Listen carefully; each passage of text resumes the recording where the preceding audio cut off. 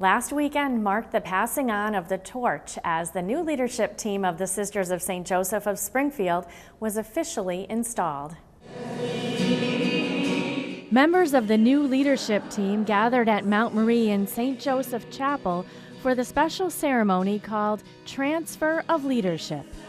This formal passing of the torch, so to speak, comes following the April chapter of election meeting during which the community elected a new team to lead the congregation for the next 6 years.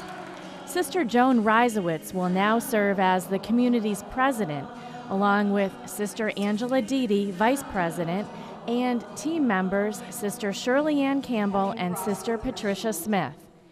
Sister Maxine Schneider served as president since 2011, along with Sister Elizabeth Sullivan as vice president and Sisters Carol Hebert, Lillian Riley, and Virginia Maitland.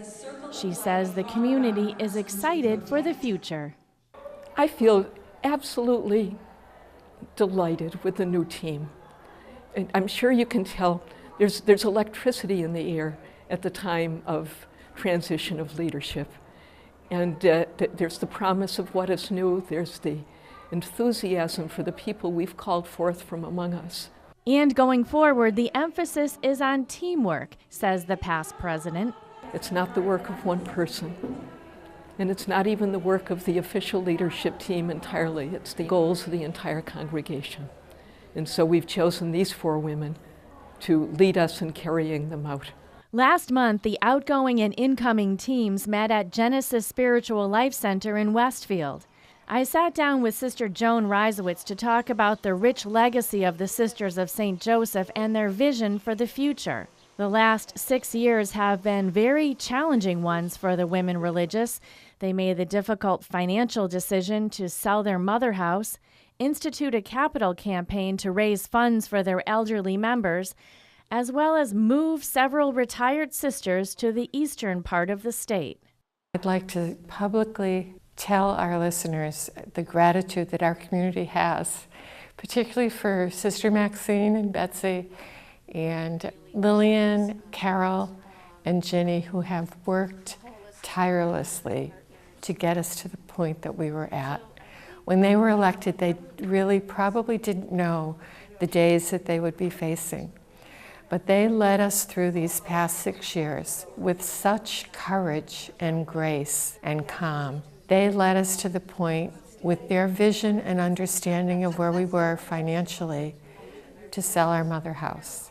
It was very, very difficult for us to do that. Sister Joan, who grew up in Springfield and celebrated her 25th anniversary as a Sister of St. Joseph last October, says that although her community of 200 is smaller in numbers since she entered, there is a bond with other religious orders that is helping to strengthen their common goals. There's a sense of sisterhood, whether it be with the Sisters of Providence or many of our sisters who work with other communities.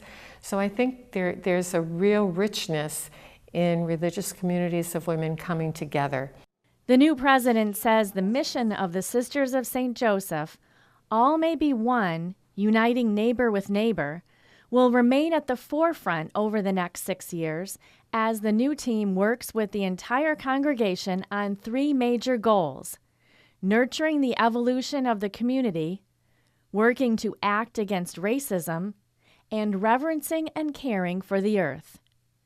As Sister Joan thinks back to the 8 recent presidents that have served her community since she has been a member, she is grateful for their leadership while keeping in mind recent words of Pope Francis.